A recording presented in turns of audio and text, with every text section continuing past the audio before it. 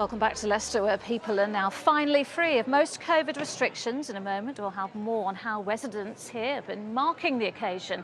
But first, to the day's other stories. And the Met Office has issued its first ever amber extreme heat warning. High temperatures are forecast for the rest of the week, and several people drowned over the weekend. Here's Stacey Foster. On a hot day, there seems no better way to cool down. But after a weekend of tragedy that reached the docks of Salford Quays in Manchester, experts are urging people not to risk swimming in open water.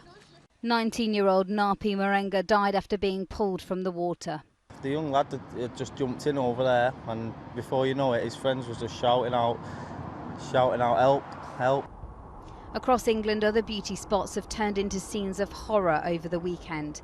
The body of a teenage boy was pulled from the River Eden near Stonyholme in Cumbria. Last night, a man's body was recovered in Sheffield, and another man in his 50s was pronounced dead after being pulled from the River Ouse in York. At 2:30 yesterday afternoon, emergency services were called to this lake in Witney in Oxfordshire. A teenage girl was pulled from the water, but she sadly died in hospital.